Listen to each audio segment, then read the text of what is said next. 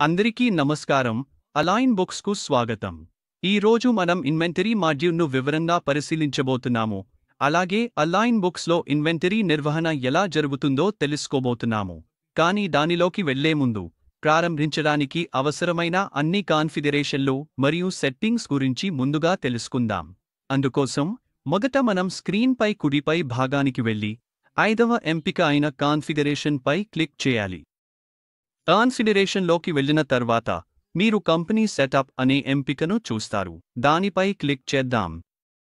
Company setup లోపల మీరు inventory అనే ఎంపికను కనుగొంటారు. మనం తర్వాత అక్కడికి వెళ్దాం. ఇప్పుడు ఇన్వెంటరీ విభాగంలో మనం అవసరమైన అన్ని మార్పులు చేయవచ్చు మరియు అవసరమైన వివరాలను పూరించవచ్చు. అవి పూర్తయిన తర్వాత మనం ఇన్వెంటరీ మేనేజ్మెంట్ను ప్రారంభిస్తాము. సరే, ఇక్కడ మొదటి ఎంపిక ఐటమ్ స్టాక్ యూనిట్. ఇప్పుడు ఐటమ్ స్టాక్ యూనిట్ అంటే ఏమిటి? ఇక్కడ 3 ఎంపికలు ఉన్నాయి: stock unit, stock pack unit మరియు స్టాక్ ప్యాక్ జీ ప్యాక్. ఇది మరింత స్పష్టంగా అర్థమయ్యేలా ఒక ఉదాహరణతో వివరించాను. మీరు ఒక ఉత్పత్తిని కొనుగోలు చేస్తున్నారని ఊహించండి. అది ఒక కార్టన్లో వస్తుంది. ఆ కార్టన్ లోపల 10 వేర్వేరు బాక్సులు ఉంటాయి. ప్రతి బాక్స్లో 15 ఉత్పత్తులు ఉంటాయి.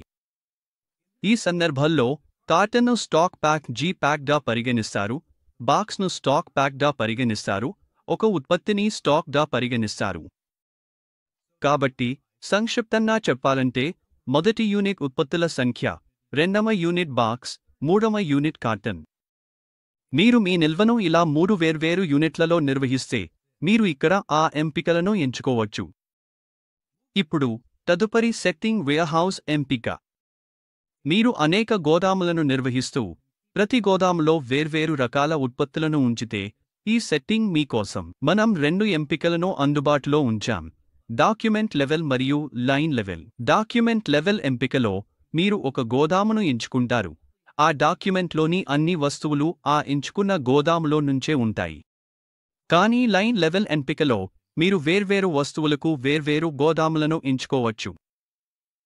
మీరు కొన్ని వస్తువులను ఒక గోదాములో మరికొన్ని వేర్వేరు గోదాములో ఉంచినప్పుడు ఇది ఉపయోగపడుతుంది. కాబట్టి మీ వ్యాపార అవసరాలను బట్టి మీరు డాక్యుమెంట్ లెవెల్ లేదా లైన్ లెవెల్ను ఎంచుకోవచ్చు. ప్రతి సెట్టింగ్ పక్కన ఒక చిన్న నీలం రంగు ఐకాన్ కనిపిస్తుంది. మీరు దానిపై క్లిక్ చేస్తే ఆ ప్రత్యేక సెట్టింగ్ అంటే ఏమిటో స్పష్టంగా వివరణ ఇస్తుంది. ఇది చాలా ఉపయోగకరంగా ఉంటుంది. ఇప్పుడు తదుపరి సెట్టింగ్ డాక్యుమెంట్ క్లాసిఫికేషన్. ఇది నేను మరో ఉదాహరణతో వివరించబోతున్నాను. ఉదాహరణకు, మీరు ఒక వస్త్ర దుకాణాన్ని కలిగి ఉండి అదే దుకాణంలో షూస్ కూడా అమ్ముతారు అనుకోండి. డాక్యుమెంట్ క్లాసిఫికేషన్తో మీరు మీ ఇన్వాయిస్లను షూస్, దుస్తులు అని 2 గ్రూపులుగా వర్గీకరించవచ్చు. ఈ విధంగా మీరు కేవలం షూస్ ఇన్వాయిస్లకు మాత్రమే రిపోర్ట్ తయారు చేయాలనుకుంటే సులభంగా చేయవచ్చు. అదే విధంగా మీరు దుస్తుల కోసం కూడా వేర్వేరు రిపోర్ట్లు రూపొందించవచ్చు. ఈ వర్గీకరణ వల్ల మీ అమ్మకాల డేటాను సులభంగా నిర్వహించడానికి మరియు విశ్లేషించడానికి చాలా సులభంగా ఉంటుంది. తదుపరి బార్ స్కాన్ లుకప్ ఆప్షన్ గురించి. మీరు మీ ఇన్వెంటరీ మేనేజ్మెంట్లో బార్కోడ్ స్కానింగ్ ఉపయోగించాలనుకుంటే ఈ ఆప్షన్ను ఇక్కడ ఆన్ చేయవచ్చు. దాని తర్వాత barcode scan based on setting ఉంది. ఇక్కడ బార్కోడ్ స్కానింగ్ ఏదిని ఆధారంగా చేయాలో మీరు ఎంచుకోవచ్చు. మీరు item level, serial number, barcode, batch number, jewellery tag number లేదా మీ వ్యాపార అవసరాలకు అనుగుణంగా ఏదైనా ఎంపిక చేసుకోవచ్చు. ఇప్పుడు మినిమం స్టాక్ లెవెల్ గురించి మాట్లాడుకుందాం. మినిమం స్టాక్ లెవెల్ అంటే ఏమిటి? ఒక చిన్న ఉదాహరణ ఇస్తాను. ఉదాహరణకు, మీరు ఒక దుకాణం నడుపుతున్నారు అనుకోండి. మీరు అమ్మే ఒక ఉత్పత్తిలో స్టాక్లో కేవలం 2 మాత్రమే మిగిలి ఉన్నాయి. ఈ తక్కువ స్టాక్ గురించి మీకు తెలియదు. అదే సమయంలో ఒక కస్టమర్ మరిన్ని అడుగుతారు. బిల్లింగ్ సమయంలో మీరు 2 ఐటెమ్స్ అందుబాటులో ఉన్నాయని చూస్తారు. దానికంటే ఎక్కువ అమ్మలేరు. మీరు ఆ ప్రత్యేక ఐటెంకు కనీస స్టాక్ లెవెల్ను 10గా సెట్ చేస్తే స్టాక్ 10 కంటే తక్కువగా ఉన్నప్పుడు సాఫ్ట్వేర్ మీకు నోటిఫై చేస్తుంది. మీరు ముందుగానే తెలుసుకుని ఆ ఉత్పత్తిని మళ్లీ ఆర్డర్ చేయవచ్చు. స్టాక్ అనుకోకుండా అయిపోవడం ఉండదు. Stock valuation. మీ ఇన్వెంటరీని సిస్టంలో ఎలా విలువ చేయాలనుకుంటున్నారో ఇది నిర్ణయిస్తుంది.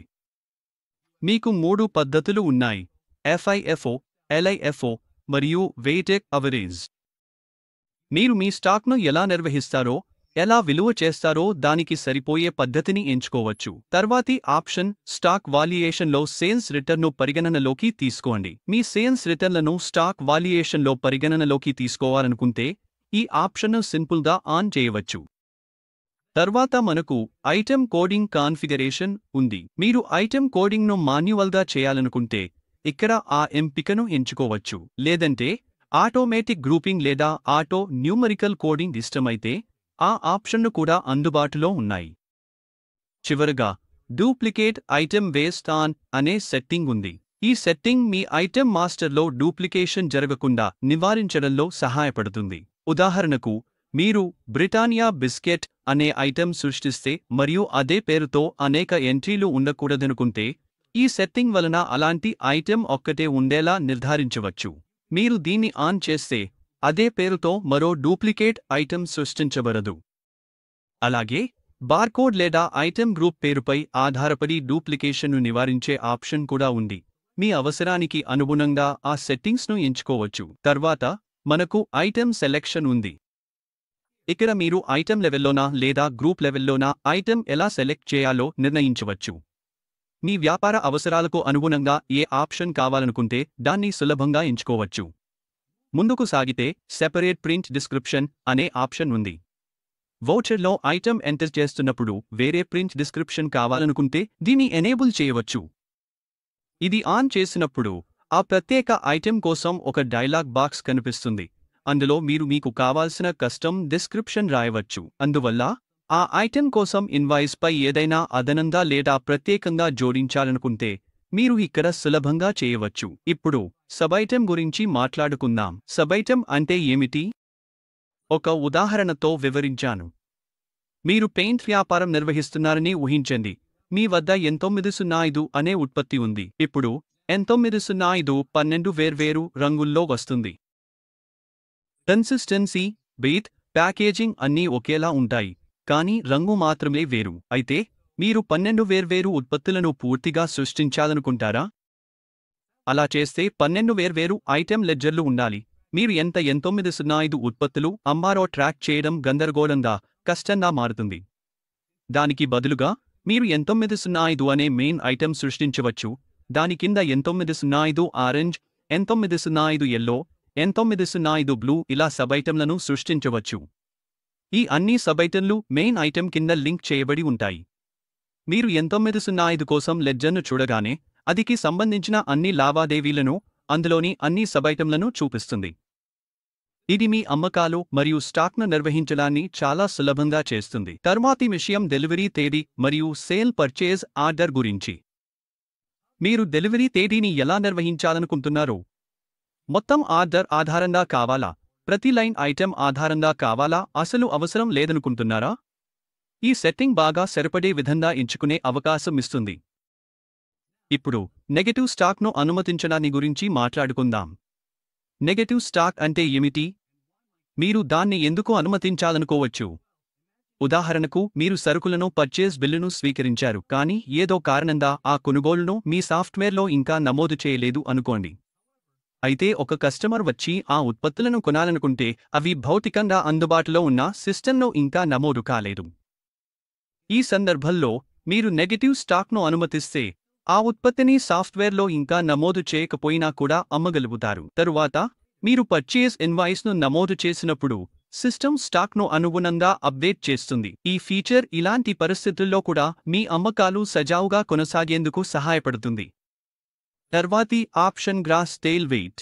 మీ ఉత్పత్తులకు గ్రాస్ టెయిల్ వెయిట్ను నిర్వహించాలనుకుంటే మీరు దీన్ని ఇక్కడ ఎనేబుల్ చేయవచ్చు. తర్వాత మనకు ఫీ క్వాంటిటీ అప్లికబుల్ అనే ఆప్షన్ ఉంది. ఉదాహరణకు, మీరు ఒక సేల్ నిర్వహిస్తున్నప్పుడు కస్టమర్లకు ఉచితంగా కొన్ని క్వాంటిటీలు ఇస్తే, లేదా మీరు ఏదైనా కొనుగోలు చేసినప్పుడు ఉచితంగా క్వాంటిటీలు వస్తే, దాన్ని మీరు ఎలా రికార్డ్ చేయాలనుకుంటున్నారు? ఫీ క్వాంటిటీని అమ్మకాలపై నమోదు చేయాలా లేదా కొనుగోళ్లపై నమోదు చేయాలా? తర్వాత item unit applicable, rate unit applicable. ఇక్కడ రేట్ ఏ యూనిట్పై వర్తించాలో మీరు నిర్ణయించవచ్చు. మీకు రేట్ ట్యాక్స్, స్టాక్ యూనిట్స్ లేక జీపీఎసీ యూనిట్స్ కావాలా? మీ ఇన్వెంటరీ సెటప్కు సరిపోయే ఆప్షన్ను మీరు ఇక్కడ ఆన్ చేయవచ్చు. తర్వాత ఐటమ్ రేట్ డెసిమల్ ద్వారా మీరు రేట్లను రౌండ్ ఆఫ్ చేయడానికి డెసిమల్ పాయింట్ తర్వాత ఎన్ని ప్లేస్లు కావాలో ఎంచుకోవచ్చు. మీకు 4 లేదా 5 డెసిమల్ ప్లేస్లు కావాలంటే ఇక్కడ ఎంపిక చేసుకోవచ్చు. తర్వాత రేట్ బేస్డ్ ఆన్ అనే ఆప్షన్ ఉంది. మీకు రేట్ ప్రధాన ఐటెం ఆధారంగా కావాలా లేదా ఉప ఐటెం ఆధారంగా కావాలా? మీకు ఇష్టమైన ఆప్షన్ను ఇక్కడ నుండి సెలెక్ట్ చేయవచ్చు. తర్వాతి ఆప్షన్ రేట్ ప్రిఫరెన్స్ మరియు ఇంటర్ లొకేషన్ ట్రాన్స్ఫర్. మీ వద్ద అనేక లొకేషన్లు ఉంటే మరియు మీరు ఒక లొకేషన్ నుండి మరొక లొకేషన్కు స్టాక్ను ట్రాన్స్ఫర్ చేస్తే ఆ ఉత్పత్తి రేట్ను ఎలా లెక్కించాలి? అది స్టాక్ వాల్యుయేషన్ ఆధారంగా ఉండాలా లేదా సేల్స్ రేట్ ఆధారంగా ఉండాలా? మీకు ఇష్టమైన ఎంపికను ఇక్కడ సెలెక్ట్ చేసుకోవచ్చు. చివరిగా డాక్యుమెంట్పై యూనిట్ మార్చడాన్ని అనుమతించవద్దు అనే ఆప్షన్ ఉంది. డాక్యుమెంట్లో యూనిట్లు ఎంటర్ చేసిన తర్వాత మారకూడదనుకుంటే ఈ ఆప్షన్ను ఎనేబుల్ చేసి మార్పులను నిరోధించవచ్చు. తర్వాత డిస్పాచ్ను చలాన్గా పరిగణించండి, ఇన్వాయిస్గా కాదు అనే ఆప్షన్ ఉంది. మీరు డిస్పాచ్ షీట్ను ఇన్వాయిస్గా కాకుండా చలాన్గా పరిగణించాలనుకుంటే ఈ ఆప్షన్ను సింపుల్గా ఆన్ చేయవచ్చు. తర్వాత బిల్లింగ్లో బండిల్ వివరాలు చూపించు అనే ఆప్షన్ ఉంది. అయితే బండిల్ వివరాలు అంటే ఏమిటి? ఉదాహరణతో వివరించాను. మీరు స్టేషనరీ లేదా బుక్ షాప్ నడుపుతుంటే ప్రతి తరగతికి కోర్స్ బుక్స్ ఉంచుతారు, మొదటి, రెండవ, మూడవ తరగతి. ప్రతి క్లాస్కి మీ వద్ద maths, English, SST, science books ఉంటాయి. ప్రతి పుస్తకాన్ని ఒక్కొక్కటిగా సెలెక్ట్ చేయడం బదులు మీరు బండిల్ను సృష్టించవచ్చు. ఉదాహరణకు ఒక క్లాస్ 1 బండిల్ లేదా క్లాస్ 2 బండిల్ ఆ తరగతికి సంబంధించిన అన్ని పుస్తకాలు కలిగి ఉంటుంది. ఇప్పుడు ఎవరైనా క్లాస్ 6 పుస్తకాలు అడిగితే మీరు కేవలం క్లాస్ 6 బండిల్ను సెలెక్ట్ చేస్తే ఆ బండిల్లో ఉన్న అన్ని పుస్తకాలు ఆటోమేటిక్గా ఇన్వాయిస్లో కనిపిస్తాయి. ఇది బిల్లింగ్ను చాలా వేగంగా మరియు సులభంగా చేస్తుంది. మీరు బండిల్ వివరాలు బిల్లింగ్లో కనిపించాలనుకుంటే ఈ ఫీచర్ను ఆన్ చేయండి. తర్వాతి ఆప్షన్ స్టాక్ విలువను బ్యాలెన్స్ షీట్లో చూపించడమే. ఇక్కడ మీ స్టాక్ విలువ బ్యాలెన్స్ షీట్లో ఎలా కనిపించాలనుకుంటున్నారో మీరు నిర్ణయించవచ్చు. మీరు దానిని మానవీయంగా ఎంటర్ చేయాలనుకుంటున్నారా? లేదా జీపీ ప్రకారం రియల్ టైమ్ స్టాక్ విలువను ప్రతిబింబించాలనుకుంటున్నారా? లేదా మీరు స్టాక్ విలువను పూర్తిగా చూపించకూడదనుకుంటే ఆ ఆప్షన్ను ఇక్కడ ఎంచుకోవచ్చు. తర్వాతి 2 ఆప్షన్లు ప్రొడక్షన్ మాడ్యూల్లో కనిపిస్తాయి. ఇప్పుడు ఇన్వెంటరీ డాక్యుమెంట్ కస్టమ్ ఫీల్డ్స్కి వస్తే, మీ ఇన్వెంటరీ డాక్యుమెంట్లలో ఎలాంటి కస్టమ్ ఫీల్డ్స్ను జోడించాలనుకుంటే వాటిని ఇక్కడ సృష్టించవచ్చు. మేము 5 వేర్వేరు కస్టమ్ ఫీల్డ్స్ను అందిస్తున్నాము. మీరు ఆ ఫీల్డ్ను యాక్టివేట్ చేయాలనుకుంటే రిక్వైర్డ్ పై క్లిక్ చేయాలి. తర్వాత క్యాప్షన్ ఎంటర్ చేసి అది స్ట్రింగ్, న్యూమరిక్, కరెన్సీ లేదా డేట్ ఫీల్డ్ అయినా ఎంచుకోవచ్చు. అదే విధంగా ఐటమ్ మాస్టర్ కస్టమ్ ఫీల్డ్ కూడా ఉంది. మీరు ఐటమ్ మాస్టర్ రికార్డ్స్కి కూడా ఇలానే కస్టమ్ ఫీల్డ్స్ను జోడించవచ్చు. తర్వాత వస్తుంది ఐటమ్ ఎక్స్టెండెడ్ ప్రాపర్టీ. ఇది కాన్ఫిగరేషన్లో చాలా ముఖ్యమైన భాగం. ముందుగా బ్యాచ్ వైజ్ ఇన్వెంటరీతో ప్రారంభిద్దాం. తమ ఉత్పత్తులకు తయారీ లేదా గడువు తేదీలు అవసరమైన వ్యాపారాల కోసం బ్యాచ్ వైజ్ ఇన్వెంటరీ నిర్వహించడం చాలా కీలకం. ఇది ప్రతి ఉత్పత్తి బ్యాచ్ను మరియు దాని గడువు తేదీని సులభంగా ట్రాక్ చేయడంలో సహాయపడుతుంది. కాబట్టి మీరు దీన్ని ఆన్ చేయాల్సిందే. తర్వాత check batch expiry in sales అనే ఆప్షన్ ఉంది. మీరు అమ్మకాల సమయంలో బ్యాచ్ ఎక్స్పైరీ తేదీలను సిస్టమ్ చెక్ చేయాలా లేదా అలర్ట్ ఇవ్వాలా అనుకుంటే దీని ఇక్కడ ఎనేబుల్ లేదా డిసేబుల్ చేయవచ్చు. తర్వాత బ్యాచ్ వివరాల అట్రిబ్యూట్ ద్వారా మీరు మీ బ్యాచ్ల కోసం ఈ అట్రిబ్యూట్లను ట్రాక్ చేయాలనుకుంటున్నారో ఎంచుకోవచ్చు. మేము ఎన్నుకోవడానికి అనేక ఎంపికలను అందిస్తున్నాము. మీరు గడువు మరియు తయారీ తేదీ ఫార్మాట్ను కూడా ఎంచుకోవచ్చు. ఈ తేదీలను నమోదు చేయడానికి మీరు ఇష్టపడే ఫార్మాట్ను ఎంచుకోండి. అది రోజు, నెల, సంవత్సరం అయినా లేదా కేవలం నెల మరియు సంవత్సరం అయినా సరే. అలాగే చెక్ బ్యాచ్ బ్యాలెన్స్ అనే ఆప్షన్ కూడా ఉంది. ఇది అమ్మకాల సమయంలో ఒక బ్యాచ్కు అందుబాటులో ఉన్న నిల్వను చెక్ చేసుకునే అవకాశం ఇస్తుంది. అందువల్ల ఆ బ్యాచ్లో ఎంత స్టాక్ మిగిలి ఉందో మీరు ఎప్పుడూ తెలుసుకోవచ్చు. ఇప్పుడు ఐటమ్ సీరియల్ నంబర్ ట్రాకింగ్ వైపు సాగుదాం. అలైన్ బుక్స్లో మీరు సీరియల్ నంబర్ ద్వారా నిల్వను నిర్వహించవచ్చు. ఉదాహరణకు మొబైల్ ఫోన్ షాపులు IMEI నంబర్ల ద్వారా, ఆటోమొబైల్ వ్యాపారాలు బ్యాటరీ, ఛాసిస్ లేదా మెషిన్ నంబర్ల ద్వారా నిల్వను ట్రాక్ చేస్తాయి. ఇలాంటి సీరియల్ నంబర్ ట్రాకింగ్ మీ స్టాక్ను ఖచ్చితంగా నిర్వహించడంలో సహాయపడుతుంది. మనకు సీరియల్ అట్రిబ్యూట్ వారండి ఆప్షన్ ఉంది. ఏ రకమైన సీరియల్ నంబర్ అట్రిబ్యూట్ను ఉపయోగించాలనుకుంటున్నారో నిర్ణయించుకోవచ్చు. అది simple serial number, lot number లేదా ఐటెమ్ ప్రాపర్టీ. దీన్ని ఇక్కడ ఎంచుకోవచ్చు. తర్వాత సీరియల్ వివరాల ఇన్పుట్ ఉంది. మీరు సీరియల్ నంబర్లు సాధారణంగా ఒక్కొక్కటిగా లేదా రేంజ్లలో నమోదు చేయాలనుకుంటున్నారా అనేది ఎంచుకోవచ్చు. సీరియల్ జనరేషన్ బేస్డ్ ఆన్ కోసం సీరియల్ నంబర్లు సిస్టమ్ ద్వారా ఆటోమేటిక్గా రూపొందించాలా లేదా మీరు మాన్యువల్గా సృష్టించాలా అనేది మీరు నిర్ణయించవచ్చు. 2 ఆప్షన్లు అందుబాటులో ఉన్నాయి. మీరు సీరియల్ జనరేషన్ డిజిట్ కూడా ఎంచుకోవచ్చు. అంటే మీరు స్వయంగా సీరియల్ నంబర్లు రూపొందించాలనుకుంటే ప్రతి సీరియల్ నంబర్లో ఎంత డిజిట్లు ఉండాలి. చివరిగా సీరియల్ బ్యాలెన్స్ చెక్ చేయండి అనే ఆప్షన్ ఉంది. బిల్లింగ్ సమయంలో సీరియల్ నంబర్ల బ్యాలెన్స్ను చెక్ చేయాలనుకుంటే ఈ ఆప్షన్ను ఆన్ చేయవచ్చు. తర్వాతి option serial file sales rate మరియు ఎంఆర్పి. మీరు స్టాక్ను సీరియల్ ఆధారంగా లేదా ఐఎంఈఐ ఫైల్ ద్వారా నిర్వహించాలనుకుంటున్నారా? ప్రతి సీరియల్ లేదా కీ సేల్స్ రేట్ మరియును ట్రాక్ చేయడానికి ఈ ఆప్షన్ను ఇక్కడ నుండి ఆన్ చేయవచ్చు. తర్వాత ఇన్వర్డ్లో డూప్లికేట్ సీరియల్ చెక్ చేయండి అనే ఆప్షన్ ఉంది.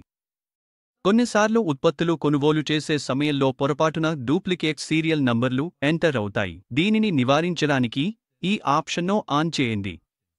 అప్పుడు స్టాక్ ఇన్వర్డ్ సమయంలో సిస్టమ్ ఎలాంటి డూప్లికేట్ సీరియల్ నంబర్లను అనుమతించదు. తర్వాత సీరియల్ ఫీల్డ్స్ సంఖ్య అనే ఆప్షన్ ఉంది. మీకు ఎంతమంది సీరియల్ నంబర్ ఫీల్డ్స్ కావాలో 1, 2 లేదా 3 ఎంచుకోవచ్చు. ఉదాహరణకు మొబైల్ స్టోర్ను సాధారణంగా ప్రతి డివైస్కు 2 ఐఎంఈఐ నంబర్లతో ఇన్వెంటరీని నిర్వహిస్తారు. అందుకే వారు 2 సీరియల్ ఫీల్డ్స్ను ఎంచుకుంటారు. తర్వాత లైన్ లెవెల్ ఆప్షనల్ బార్కోడ్ వాడండి అనే ఆప్షన్ వస్తుంది. మీరు లైన్ ఐటెమ్ స్థాయిలో బార్కోడ్ ట్రాకింగ్ను ప్రారంభించాలనుకుంటే ఈ ఆప్షన్ను ఆన్ చేయండి. తర్వాత input item document detail attribute option. ఇది ఎక్కువగా గార్మెంట్ వ్యాపారాల్లో ఉపయోగిస్తారు. అక్కడ కొనుగోళ్లు బల్క్గా ఎంటర్ చేస్తారు. ప్రతి గార్మెంట్కు వేర్వేరు ఇన్వాయిస్లు చేస్తారు.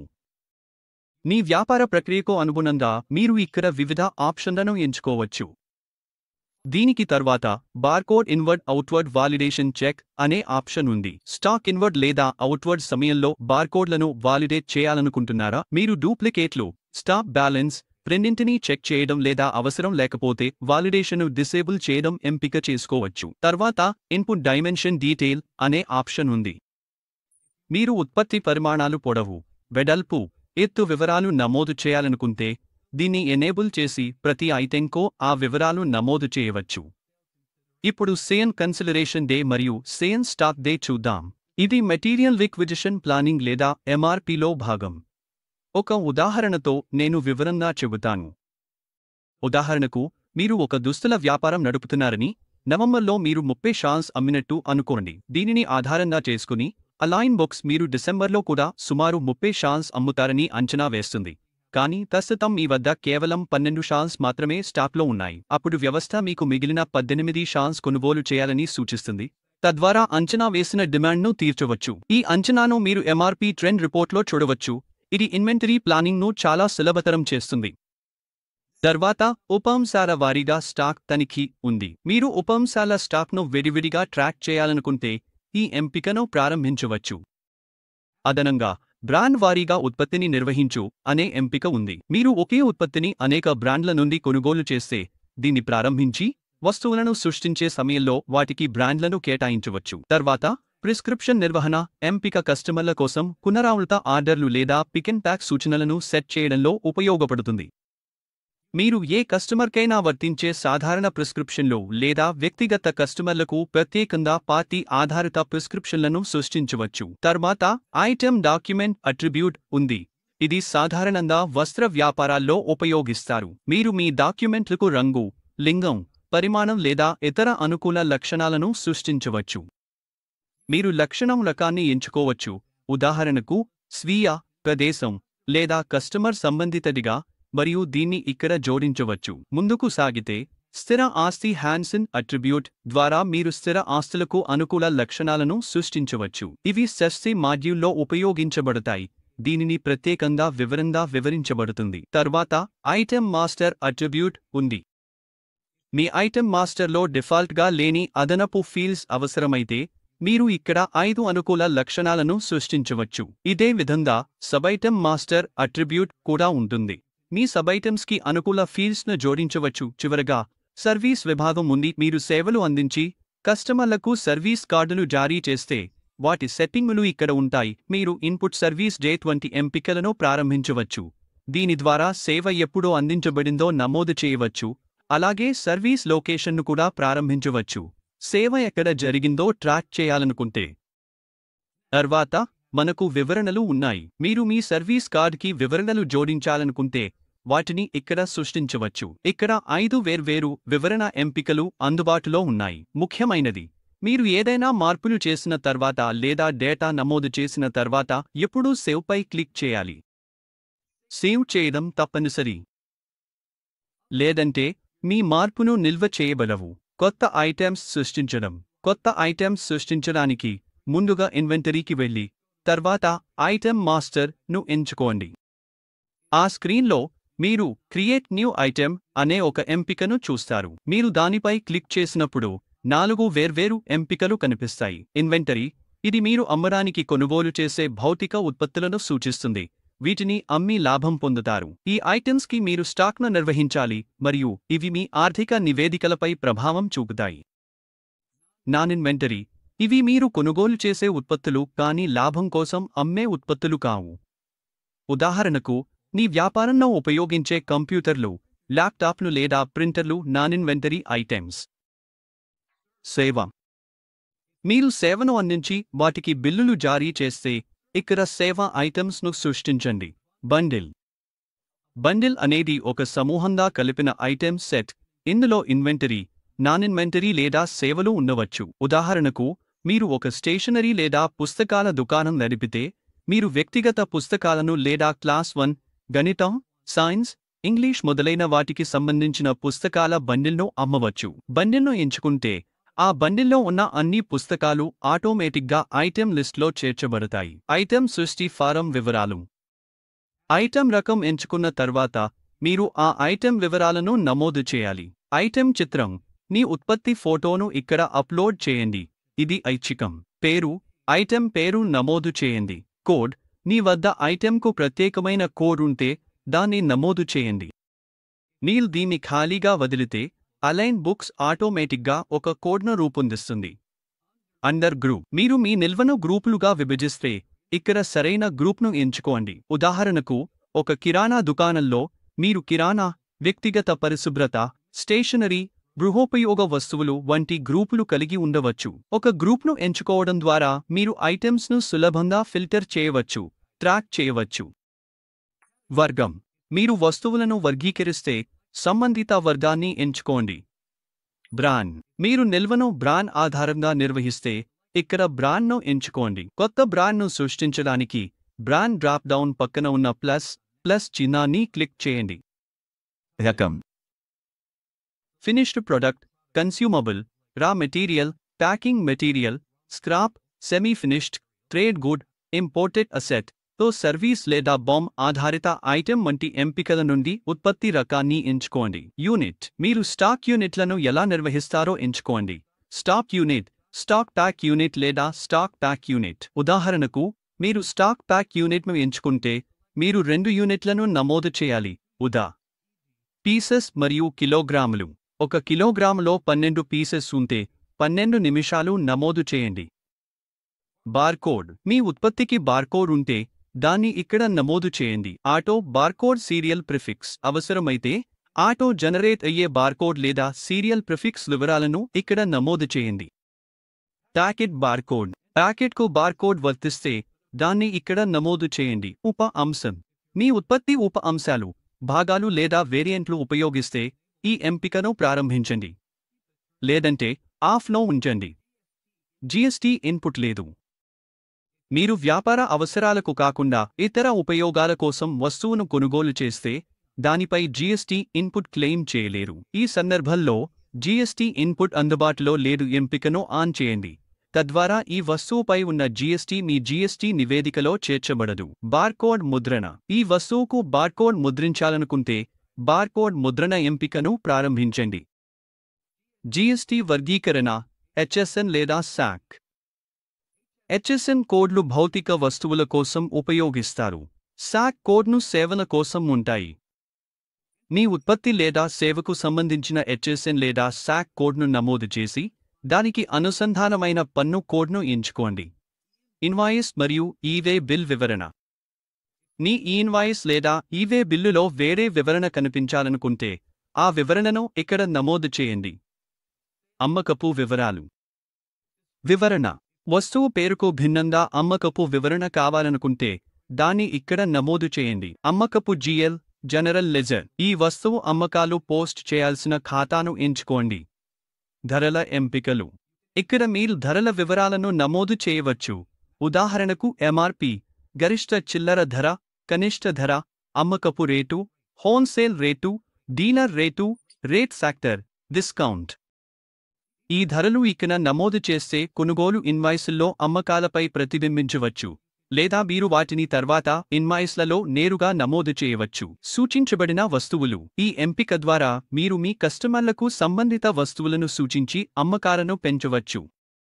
ఉదాహరణకు, ఒక కస్టమర్ ఐఫోన్ కొనుగోలు చేస్తే, మీరు పవర్ బ్యాంక్స్, ఛార్జర్ను లేదా ఏ పార్ట్స్ వంటి యాక్సెసరీలను సూచించవచ్చు. అలాంటి సంబంధిత వస్తువులను ఇక్కడ నమోదు చేయండి, తద్వారా అవి అమ్మకాల సమయంలో సూచనలుగా కనిపిస్తాయి. కొనుగోలు వివరాలు. వివరణ. అవసరమైతే వేరే కొనుగోలు వివరణను నమోదు చేయండి. కొనుగోలు రేటు. ఈ వస్తువుకు మీరు చెల్లించే రేటును ఇక్కడ నమోదు చేయండి. మార్కప్. మీరు రిటైలర్, డీలర్, హోల్సేలర్ వంటి వివిధ కస్టమర్ రకాల కోసం మార్కప్ శాతాలను సెట్ చేయవచ్చు. ఉదాహరణకు, మీరు రిటైలర్లకు 25% మార్కప్ సెట్ చేస్తే మరియు మీ కొనుగోలు ధర 200 అయితే, రిటైల్ అమ్మకపు ధర ఆటోమేటిక్గా 200కి 25% కలిపి లెక్కించబడుతుంది. మీరు కస్టమర్ ప్రొఫైల్ సృష్టించి వారిని రిటైలర్గా గుర్తిస్తే, అమ్మకపు రేటు ఈ మార్కప్ ప్రకారం ఆటోమేటిక్గా సర్దుబాటు అవుతుంది. ఇన్వెంటరీ సెట్టింగులు. వస్తువు వర్క్ఫ్లో. మీ వ్యాపారం అనుసరించే వర్క్ఫ్లోను ఎంచుకోండి. చాలా వ్యాపారాలకు రెగ్యులర్ ఎంపిక. Garment fashion. మీరు గార్మెంట్ను ఎంచుకుంటే, సైజ్, కలర్, జెండర్ వంటి అదనపు ఎంపికలు వస్తువును అనుకూలీకరించడానికి కనిపిస్తాయి. జ్యువెలరీ వ్యాపారాలకు కూడా ప్రత్యేక వర్క్ఫ్లోను ఉండవచ్చు. కనిష్ట స్థాయి. మీరు వస్తువును మళ్లీ ఆర్డర్ చేయడానికి నోటిఫికేషన్ రావాలనుకునే కనిష్ట స్టాక్ స్థాయిని సెట్ చేయండి. గరిష్ట స్థాయి. అధిక స్టాక్ నిల్వను నివారించడానికి గరిష్ట స్టాక్ స్థాయిని సెట్ చేయండి. ఇది త్వరగా పాడయ్యే లేదా పరిమిత స్టాక్ ఉన్న వస్తువులకు ఉపయోగపడుతుంది. ఉదాహరణకు, మీరు కనిష్ట స్థాయిని 10గా సెట్ చేస్తే, మీ స్టాక్ 10కి లేదా అంతకంటే తక్కువకు పడిపోయినప్పుడు, మీరు స్టాక్ అయిపోకుండా మళ్లీ ఆర్డర్ చేయాలని సిస్టమ్ అలర్ట్ చేస్తుంది. దీంతో, ఒక కస్టమర్ 4 వస్తువులు అడిగినప్పుడు మీ వద్ద కేవలం 2 మాత్రమే ఉన్న పరిస్థితులను నివారించవచ్చు. మీ వ్యాపారం వారంటీలు అందిస్తే, ఉదాహరణకు మొబైల్స్ లేదా ఎలక్ట్రానిక్స్లో, కొనుగోలు, అమ్మకాల కోసం వారంటీ కాలాన్ని నెలల్లో నమోదు చేయవచ్చు. ప్రతి వస్తువుకు వారంటీ ఎంతకాలం ఉంటుందో ట్రాక్ చేయడంలో ఇది సహాయపడుతుంది. అలాగే, మీరు మీ నిల్వను ర్యాక్స్పై ఏర్పాటు చేస్తే, ప్రతి వస్తువుకు సంబంధించిన ర్యాక్ లేదా బిన్ నంబర్ను నమోదు చేయవచ్చు. ఉదాహరణకు, ఫార్మా వ్యాపారంలో ర్యాక్ బిన్ నమోదు చేయడం ద్వారా మీరు మందును త్వరగా కనుగొనవచ్చు, ఎందుకంటే మీ రిపోర్ట్స్లో అది ఏ ర్యాక్లో ఉందో స్పష్టంగా చూపిస్తుంది. ఫార్మాస్యూటికల్స్ లేదా ఆహార ఉత్పత్తులు తయారీ, గడువు తేదీలను ట్రాక్ చేయాల్సిన వ్యాపారాల కోసం మీరు బ్యాచ్ వారీగా నిల్వను ఆన్ చేయవచ్చు. దానికి తోడు, మీరు బ్యాచ్ వారీగా ధరను నిర్వహించడానికి బ్యాచ్ వైజ్ రేట్ను ఎనేబుల్ చేయాలి. మీ వ్యాపారం మందులతో సంబంధం ఉన్నదైతే, మీరు డ్రగ్ టైప్ను ఎంచుకోవచ్చు, లేకపోతే దీన్ని రెగ్యులర్గా వదిలేయవచ్చు. కొన్నిసార్లు, అసలు వస్తువు స్టాక్లో లేకపోతే ప్రత్యామ్నాయ వస్తువును సూచించాలనుకుంటారు. ఇక్కడే సాల్ట్ ఆప్షన్ ఉపయోగపడుతుంది. ఉదాహరణకు, తలనొప్పి మందు అందుబాటులో లేకపోతే, సిస్టమ్ ప్రత్యామ్నాయ మందును సూచించగలదు.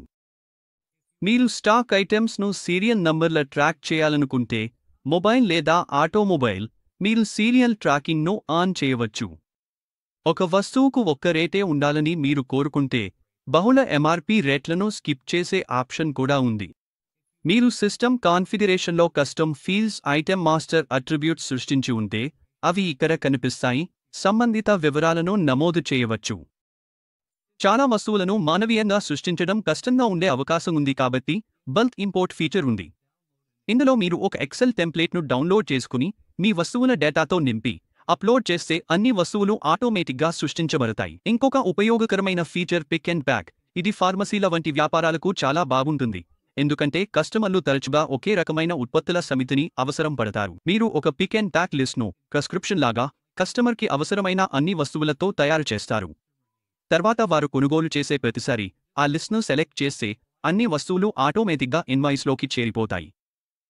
మీరు పిక్ అండ్ ప్యాక్ లిస్ట్లను సాధారణంగా ఎవరైనా కస్టమర్ ఉపయోగించదగినట్లుగా లేదా ఒక నిర్దిష్ట కస్టమర్కి కేటాయించిన పార్టీ బేస్డ్గా సృష్టించవచ్చు. కొన్నిసార్లు మీరు స్వల్పంగా మాత్రమే భిన్నంగా ఉండే అనేక సమానమైన వస్తువులను కలిగి ఉంటారు. ఉదాహరణకు పెయింట్ కలర్స్ ప్రతి ఒక్కదాన్ని వేర్వేరు వస్తువుగా సృష్టించాల్సిన అవసరం లేకుండా మీరు ఒక ప్రధాన వస్తువును సృష్టించి దాని కింద ప్రతి వేరియంట్కి సబైటమ్స్ను జోడించవచ్చు. దీనివల్ల నిర్వహణ సులభమవుతుంది. చివరిగా మీ ఇన్వెంటరీ ఖచ్చితంగా ఉండేందుకు స్టాక్ అడ్జస్ట్మెంట్ ఆప్షన్ మీ భౌతిక స్టాక్ మరియు అలైన్లో రికార్డ్ అయిన వాటి మధ్య ఉన్న వ్యత్యాసాలను సరిచేయడానికి సహాయపడుతుంది. ఉదాహరణకు మీరు లెక్కించిన వస్తువులు సిస్టంలో చూపిన వాటికంటే తక్కువగా ఉంటే అలైన్లో స్టాక్ను ఇష్యూ చేసి సర్దుబాటు చేయవచ్చు. అదేవిధంగా మీరు ఎక్కువగా కనుగొంటే స్టాక్ను రిసీవ్ చేసి సిస్టంను నవీకరించవచ్చు. అలైన్లో వాస్తవ స్టాక్ కంటే ఎక్కువ ఉత్పత్తులు రికార్డ్ చేసి ఉంటే అప్పుడు నేను ఆ ఉత్పత్తిని ఇష్యూ చేసి ఇన్వెంటరీని సరిచేస్తాను. అదేవిధంగా అలైన్లో ఉత్పత్తులు వాస్తవ స్టాక్ కంటే తక్కువగా ఉంటే అప్పుడు నేను ఉత్పత్తులను రిసీవ్ చేసి సిస్టంను నవీకరిస్తాను. ఈ ప్రక్రియ సులభం. ముందుగా ఉత్పత్తిని ఎంచుకుంటాము, తర్వాత స్టాక్ను ఇష్యూ చేయాలనుకుంటే చేస్తాము, స్టాక్ను రిసీవ్ చేయాలనుకుంటే చేస్తాము. అందుకు ముందు ఉత్పత్తికి సంబంధించిన బ్యాచ్ నంబర్ను ఎంచుకుని తర్వాత ఇష్యూ చేయాలా లేదా రిసీవ్ చేయాలా నిర్ణయిస్తాము. అంతా పూర్తయ్యాక ఎంట్రీని సేవ్ చేస్తాము. ఇలానే స్టాక్ అడ్జస్ట్మెంట్ జరుగుతుంది. Material issue feature. ఉదాహరణకు నేను ఒక సేల్ నిర్వహిస్తున్నానని అనుకోండి. అందులో కస్టమర్ 4 పీసులు కొనుగోలు చేస్తే 1 ఉచితంగా ఇస్తాను. ఉచిత ఉత్పత్తులకు నేను కొనుగోలు లేదా అమ్మకపు ఇన్వాయిస్లు సృష్టించలేను కాబట్టి నా స్టాక్ను తగిన విధంగా సర్దుబాటు చేయడానికి మెటీరియల్ ఇష్యూ ఉపయోగిస్తాను. ఇక్కడ నేను నా ఇన్వెంటరీ నుండి ఉచిత మెటీరియల్స్ను ఇష్యూ చేయవచ్చు, ఎవరికి ఇష్యూ చేశామో వంటి రిమార్క్స్ను జోడించవచ్చు, అలాగే ఉత్పత్తిని ఇష్యూ చేసే ముందు అవసరమైన అన్ని వివరాలను పూరించవచ్చు. అదే విధంగా మెటీరియల్ రిసీట్ కూడా ఉంది. ఇన్వాయిస్ లేకుండా నాకు కొన్ని ఉచిత ఉత్పత్తులు వస్తే వాటిని ఇక్కడ నమోదు చేసి నా స్టాక్ రికార్డులను సరిచేయవచ్చు. అదనంగా మనకు ఫిజికల్ స్టాక్ టేకింగ్ ఉంటుంది. ఇది మీ ఇన్వెంటరీ ఆడిట్ రిపోర్ట్ లాంటిది. మీరు ఎప్పుడైనా ఫిజికల్ స్టాక్ ఆడిట్ చేసినప్పుడు ఆ డేటాను ఇక్కడ నమోదు చేసి నిర్దిష్ట తేదీలలో స్టాక్ స్థితిని ట్రాక్ చేయవచ్చు. ఇది రెగ్యులర్ ఇన్వెంటరీ వెరిఫికేషన్ మరియు ఆడిటింగ్కు సహాయపడుతుంది. తర్వాత ఇంటర్ బ్రాంచ్ ట్రాన్స్ఫర్ వస్తుంది. ఇది వేర్వేరు ప్రదేశాల్లో వ్యాపారాలకు ఉపయోగపడుతుంది. ఉదాహరణకు ఒక బ్రాంచ్లో ఉన్న స్టాక్ను మరో బ్రాంచ్కు తరలించాల్సిన అవసరం ఉంటే నేను నా స్వంత బ్రాంచ్ల మధ్య ఇన్వాయిస్లు రూపొందించలేనందున ఇంటర్ బ్రాంచ్ ట్రాన్స్ఫర్ను ఉపయోగిస్తాను. మొదటిగా ఉత్పత్తి అవసరమైన బ్రాంచ్ నుండి ఇంటర్ బ్రాంచ్ ఇష్యూ రిక్వెస్ట్ను రైజ్ చేస్తాను. ఉదాహరణకు నేను ముంబై బ్రాంచ్లో ఉంటే చెన్నై బ్రాంచ్ నుండి ఒక 100 వాటర్ బాటిల్స్ కావాలనుకుంటే నేను ఒక రిక్వెస్ట్ క్రియేట్ చేసి సేవ్ చేస్తాను. తర్వాత చెన్నై బ్రాంచ్ ఆ రిక్వెస్ట్ను చూసి ఇంటర్ బ్రాంచ్ ఇష్యూ క్రియేట్ చేసి స్టాక్ను ముంబైకి పంపుతుంది. వారు ఆ రిక్వెస్ట్ను పుల్ చేసి తేదీ, పన్ను వివరాలు నమోదు చేసి సేవ్ చేస్తారు. ఈ సమయంలో ఉత్పత్తులు ట్రాన్సిట్లో ఉన్న వస్తువులుగా గుర్తించబడతాయి. షిప్మెంట్ ముంబైకి వచ్చిన తర్వాత నేను ఇంటర్ బ్రాంచ్ రిసీప్ట్కు వెళ్లి రిసీప్ట్ నంబర్, పన్ను, పోస్టింగ్ జీఎల్ వంటి రిసీప్ట్ వివరాలు నమోదు చేస్తాను. ఇంటర్ బ్రాంచ్ ఇష్యూ నుండి వివరాలను పుల్ చేసి ఏమి పంపించారో నిర్ధారించుకోవచ్చు. నిర్ధారించి సేవ్ చేసిన తర్వాత రిసీప్ట్ పూర్తవుతుంది, ట్రాన్స్ఫర్ పూర్తయింది. సమ్మరీగా చెప్పాలంటే మీరు ఒక బ్రాంచ్ నుండి ఉత్పత్తులను అభ్యర్థిస్తారు, మరో బ్రాంచ్ వాటిని ఇష్యూ చేస్తుంది, మీరు మీ లొకేషన్లో ఉత్పత్తులను స్వీకరిస్తారు, తద్వారా ఇంటర్ బ్రాంచ్ ట్రాన్స్ఫర్ ప్రక్రియ పూర్తవుతుంది. ఈ విధంగా మీ వ్యాపారంలో మెటీరియల్స్ను సులభంగా ఇష్యూ చేసి స్వీకరించవచ్చు. ఇప్పుడు అన్ని కాన్ఫిగరేషన్లను చూద్దాం. విభాగాలు. మీరు అవసరమైన పేజీలో ఏవైనా మార్పులు చేయాలనుకుంటే మీరు కాన్ఫిగరేషన్ విభాగానికి వెళ్ళాలి. ఈ కాన్ఫిగరేషన్ ఫీల్డ్స్ చోట్ల ఒకేలా ఉంటాయి, మీరు వాటిని మీ అవసరానికి అనుగుణంగా సెట్ చేసుకోవచ్చు. మొదటగా పేరెంట్ డాక్యుమెంట్. ఇక్కడ మీరు పేరెంట్ డాక్యుమెంట్ ఏదిగా ఉండాలో ఎంచుకోవాలి. మీరు పేరెంట్ డాక్యుమెంట్ కంటే ఎక్కువ పరిమాణాలను అనుమతించకూడదనుకుంటే ఆ ఆప్షన్ను ఎనేబుల్ చేయవచ్చు. తర్వాత మీరు ఇతర చోట్ల నుండి డాక్యుమెంట్లు తీసుకురావాలనుకుంటే వాటిని ఎలా తీసుకురావాలో నిర్ణయించాలి. అంటే లైన్ ఐటమ్ క్వాంటిటీ ద్వారా, పూర్తి డాక్యుమెంట్ ద్వారా, లేదా లైన్ ఐటమ్ క్వాంటిటీతో పాటు టాప్ హెడర్ ద్వారా తీసుకురావాలా అని నిర్ణయించాలి. మీ ప్రాసెస్కు సరిపోయే ఆప్షన్ను మీరు ఎంచుకోవచ్చు. అదనంగా పేరెంట్ డాక్యుమెంట్ కోసం ఆటో ఎక్స్పైరీ డేట్ ఉంటుంది. దాన్ని మీరు ఇక్కడ నమోదు చేయవచ్చు. తర్వాత మీ డేట్ ప్రిఫరెన్స్ ఉంటుంది. ఇది సాధారణంగా రేట్ కావాలా లేదా పేరెంట్ డాక్యుమెంట్ ఆధారంగా కావాలా మీరు ఎంచుకోవాలి. తర్వాత స్కిప్ సెలెక్టెడ్ లొకేషన్ ఫిల్టర్. మీరు లొకేషన్ ఫిల్టర్ ఉపయోగించకూడదనుకుంటే ఇక్కడ క్లిక్ చేయండి. పేరెంట్ డాక్యుమెంట్ పార్టీ మరియు సబ్ పార్టీ ఫిల్టర్. ఇక్కడ మీరు కావాల్సిన ఫిల్టర్ రకం ఎంచుకోవచ్చు. తర్వాత అలౌడ్ ఐటమ్ టైప్ వస్తుంది. మీరు అనుమతించాలనుకునే ఐటమ్ రకాన్ని డ్రాప్ డౌన్ నుండి ఎంచుకోవచ్చు. ఇప్పుడు నంబరింగ్ వైపు వెళ్తే మీరు మీ ఇన్వాయిస్ నంబర్ ఆటోమేటిక్గా జనరేట్ కావాలా లేక నేరుగా మాన్యువల్గా ఎంటర్ చేయాలా అనేది నిర్ణయించవచ్చు. న్యూమరిక్ సిరీస్ ఎంచుకుంటే ఆటోమేటిక్గా వస్తుంది, లేకపోతే మాన్యువల్కు మార్చవచ్చు. నంబరింగ్ సంవత్సరం, నెల లేదా ఎప్పుడూ రీసెట్ అవ్వదా అనేది మీరు ఎంచుకోవచ్చు. ఇన్వాయిస్ నంబర్కు మీరు కావాలంటే ఒక ప్రీఫిక్స్ సెట్ చేయవచ్చు. ఇది కూడా మీ ఇష్టానుసారం ఆటోమేటిక్ లేదా మాన్యువల్గా ఉండవచ్చు. తర్వాత ఇన్వాయిస్ నంబర్ను ఎలా విడదీయాలో నిర్ణయించాలి. స్లాష్, హైఫిన్, స్పేస్ లేదా ఎలాంటి సెపరేటర్ లేకుండా కూడా పెట్టవచ్చు. చివరగా మీ ఇన్వాయిస్ నంబర్లో ఎన్ని అంకెలు ఉండాలనుకుంటున్నారో కూడా మీరు సెట్ చేయవచ్చు. తర్వాత నోటిఫికేషన్ సెక్షన్ వస్తుంది. మీరు సేల్స్ మరియు పర్చేస్లో చూసినట్లే ఇక్కడ కూడా లేదా వాట్సాప్ మెసేజ్లు ఎలా పంపాలో మీరు సెట్ చేయవచ్చు. ప్రాసెస్ కూడా ఇదే. తర్వాత అప్రూవల్ సెట్టింగ్స్ వస్తాయి. డాక్యుమెంట్లకు అప్రూవల్ అవసరమా లేదా అనేది మీరు నిర్ణయించవచ్చు. అవసరమైతే అది సింగిల్ లెవెల్, 2 లెవెల్ లేదా వర్క్ ఫ్లో ఆధారిత అప్రూవల్ కావచ్చని కూడా ఎంపిక చేసుకోవచ్చు. ఈ అన్ని సెట్టింగ్స్ను కూడా సులభంగా ఇంపోర్ట్ చేసుకోవచ్చు. ఇంపోర్ట్ సెక్షన్ నుండి ఫార్మాట్ డౌన్లోడ్ చేసి వివరాలు నింపి అప్లోడ్ చేయాలి. మీరు ఎవరికైనా ఇన్వాయిస్ వివరాలు పంపాలనుకుంటే ఇక్కడి నుండే షెడ్యూల్ చేయవచ్చు లేదా నేరుగా మెయిల్ చేయవచ్చు. ఇప్పుడు జాబ్ వర్క్కి వెళ్దాం. Job work outward. ఉదాహరణకి మీరు ఆటోమొబైల్ తయారీ వ్యాపారం నడుపుతున్నారని అనుకుందాం. మీరు బ్యాటరీలు తప్ప మిగతా ఇంట్లోనే తయారు చేస్తారు. బ్యాటరీలను మీరు ఒక వెండర్కు అవుట్సోర్స్ చేస్తారు. బయటి వెండర్కు పని అప్పగించే ప్రక్రియను జాబ్ వర్క్ అవుట్వర్డ్ అంటారు. ఈ సెక్షన్లో మొదటి దశ జాబ్ వర్క్ అవుట్వర్డ్ రేటును సెట్ చేయడం. మీరు ప్రాసెస్ పేరు, దాని ఫినిష్డ్ ఐటెం, రేటును ఎంచుకుంటారు. తర్వాత మటీరియల్ ఇష్యూ ఫర్ జాబ్ వస్తుంది. మీరు ఉచిత ఉత్పత్తులు లేదా స్టాక్ అడ్జస్ట్మెంట్స్ కోసం మెటీరియల్స్ ఇష్యూ చేసే విధంగా ఇక్కడ మీరు జాబ్ వర్క్ కోసం వెండర్కు మెటీరియల్స్ ఇష్యూ చేస్తారు. మీరు వెండర్, బ్రాంచ్, ఇష్యూ తేదీ, ప్రాసెస్ పేరు, ప్రాసెస్ రేట్, ఇది ఫ్రెష్ లేదా రీవర్క్ అనేది, రిఫరెన్స్ నంబర్ మరియు తేదీని ఎంచుకోవాలి. మీరు ఐటెమ్స్ను ఈదర్ బార్కోడ్ స్కాన్ చేసి లేదా మాన్యువల్గా ఎంచుకుని నమోదు చేయవచ్చు. ఎంచుకున్న తర్వాత మీరు జాబ్ కోసం మీ వెండర్కు ఇచ్చిన మెటీరియల్స్ వివరాలను సేవ్ చేయవచ్చు. తర్వాత మటీరియల్ రిసీట్ ఆఫ్టర్ జాబ్ ఉంటుంది. కొన్నిసార్లు వెండర్ పూర్తయిన ఉత్పత్తితో పాటు మిగిలిన మెటీరియల్స్ లేదా వాడని రా మెటీరియల్స్ తిరిగి ఇస్తారు. ఈ రిటర్న్స్ను ఇక్కడ నమోదు చేస్తారు. మీరు వెండర్, బ్రాంచ్, రిసీప్ట్ తేదీ, రిసీప్ట్ నంబర్, ప్రాసెస్, ఇది ఫ్రెష్ లేదా రీవర్క్ అనేది ఎంచుకుని సంబంధిత ఇష్యూ నంబర్కు లింక్ చేస్తారు. అన్ని వివరాలు నమోదు చేసిన తర్వాత మీరు రిసీప్ట్ను సేవ్ చేయవచ్చు. ఫ్లో ఇలా ఉంటుంది. మొదట మీరు ఫినిష్డ్ ప్రొడక్ట్ మరియు తేదీతో ప్రాసెస్ను క్రియేట్ చేస్తారు. తర్వాత అవసరమైన మెటీరియల్స్ను మీ వెండర్కు ఇష్యూ చేస్తారు. చివరగా material receipt after job work return materials నమోదు చేస్తారు. మీరు రిసీప్ట్ వివరాలను జాబ్ వర్క్ మటీరియల్ ఇష్యూ నుండి తీసుకోవచ్చు. సరే, జాబ్ వర్క్ కోసం మెటీరియల్ ఇష్యూ చేసిన తర్వాత ఇప్పుడు మనం జాబ్ వర్క్ అవుట్వర్డ్ ఇన్వాయిస్ వైపు వెళ్తాము. జాబ్ వర్క్ కోసం రా మెటీరియల్ ఇష్యూ చేశాక అది మళ్ళీ మనకు వస్తుంది. కొన్నిసార్లు ఫినిష్డ్ ప్రొడక్ట్తో, మరికొన్నిసార్లు కేవలం రా మెటీరియల్ రిటర్న్స్ మాత్రమే వస్తాయి. ఫినిష్డ్ గూడ్స్తో పాటు వెండర్ మనకు ఒక ఇన్వాయిస్ కూడా పంపుతారు. దీన్ని కొంతవరకు పర్చేజ్ ఇన్వాయిస్లా ట్రీట్ చేస్తారు.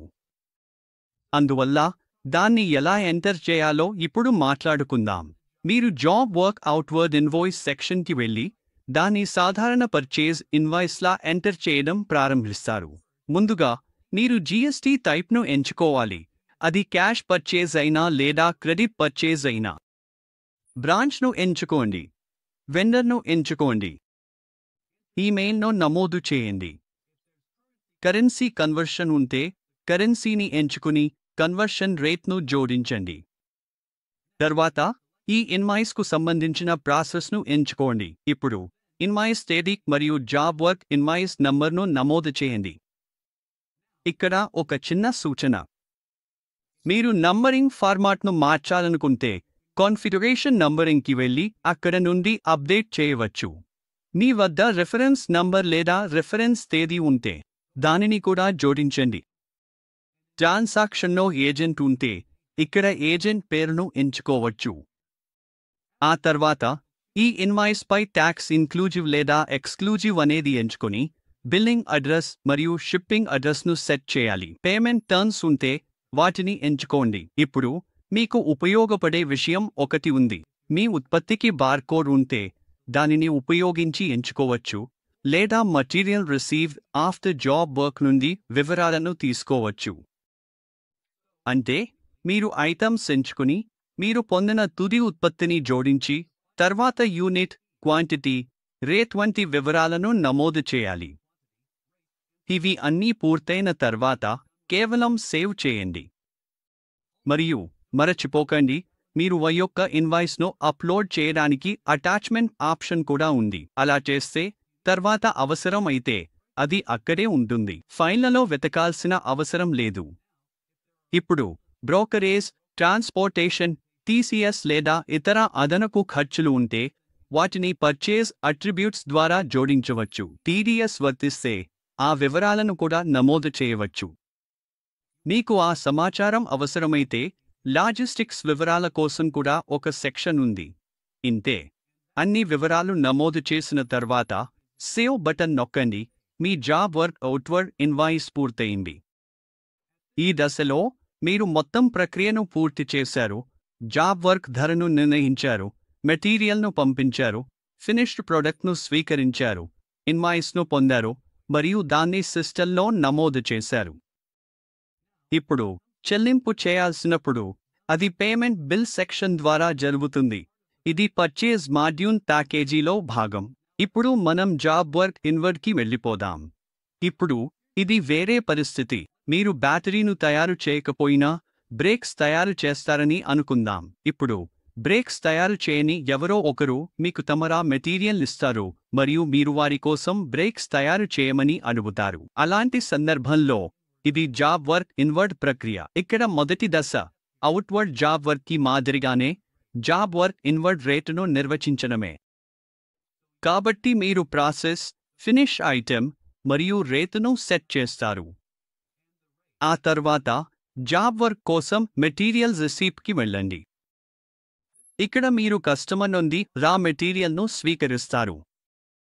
ఇక్కడ మీరు కస్టమర్ పేరును ఎంచుకోవాలి, రిసీప్ట్ తేదీని నమోదు చేయాలి, ఇది ఏ ప్రాసెస్కి సంబంధించినదో ఎంచుకోవాలి, ప్రాసెస్ రేటును ఎంచుకోవాలి, ఇది ఫెస్టా లేదా రీవర్క్దా అని పేర్కొనాలి. ఆ తర్వాత రెఫరెన్స్ నంబర్ మరియు రెఫరెన్స్ తేదీని నమోదు చేయాలి. పార్టీ మరియు షిప్పింగ్ అడ్రస్ను జోడించండి.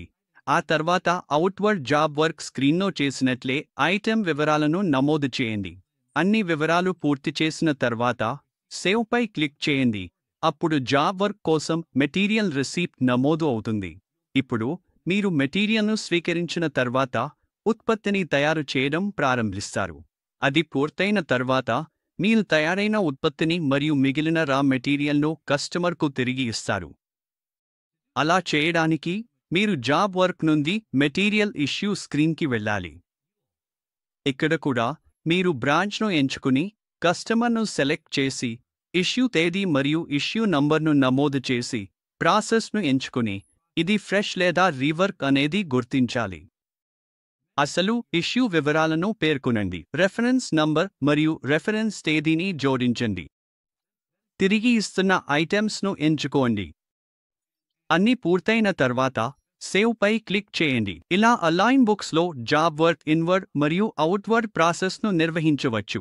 రేట్ సెట్ చేయడం నుండి మెటీరియల్స్ను ఇష్యూ చేయడం మరియు స్వీకరించడం, ఇన్వాయిస్లు నమోదు చేయడం, ప్రతి దశను ట్రాక్ చేయడం స్టెప్ బై స్టెప్గా నిర్వహించవచ్చు. ఆ తర్వాత కస్టమర్కు ఇన్వాయిస్ను విడుదల చేయాలి. ఇన్వెంటరీ జాబ్ వర్క్ ఇన్వర్డ్ ఇన్వాయిస్కి వెళ్ళాలి. ఇది అసలు సేల్ ఇన్వాయిస్నే. ఎందుకంటే మనం వారి జాబ్ వర్క్ను పూర్తి చేశాం. కాబట్టి ఇప్పుడు వారికి సర్వీస్ ఇన్వాయిస్ను రూపొందించబోతున్నాం. ముందుగా మనం జీఎస్టీ టైప్ను ఎంచుకోవాలి.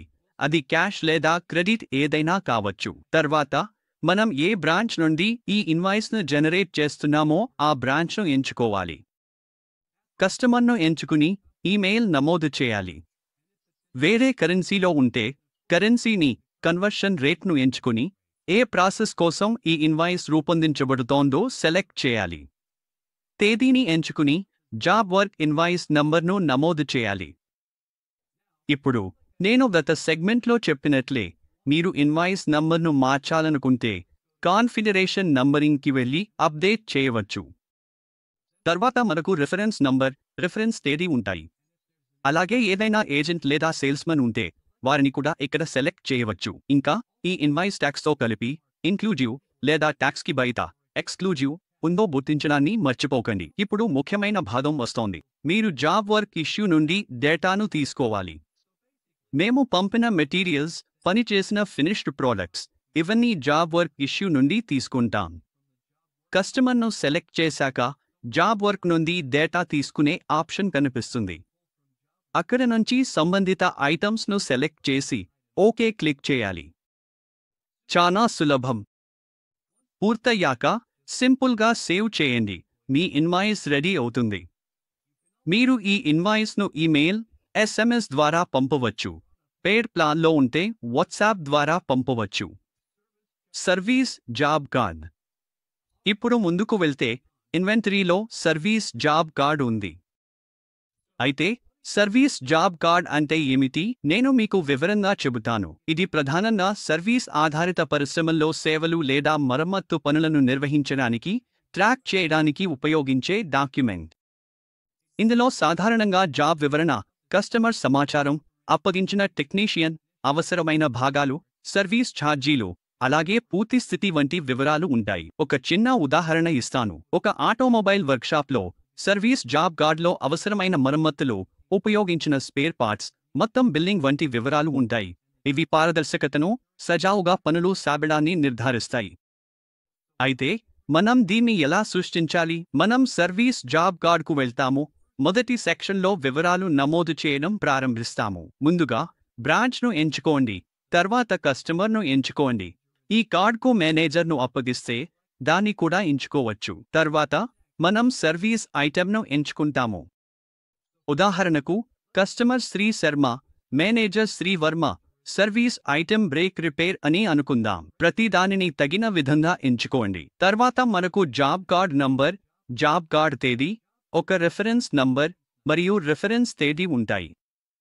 మరియు మనకు అంచనా వ్యయాల విభాగం కూడా ఉంది. అందువల్ల నేను భాగాల కోసం 3,000 రూపాయలు మరియు కార్మిక ఖర్చులకు 3,000 రూపాయలు అంచనా వేసినట్లు అనుకుందాం. అది ఇక్కడ నమోదు చేయండి. తర్వాత డెలివరీ తేదీని నమోదు చేయాలి. ఉదాహరణకు సాయంత్రం 4 గంటలు అని పెట్టండి. మరియు సేల్స్మన్ను అప్పగిస్తే దాన్ని కూడా ఎంచుకోవచ్చు. పని పూర్తయితే ఇక్కడే దాన్ని క్లోజ్ అయినట్లు గుర్తించవచ్చు.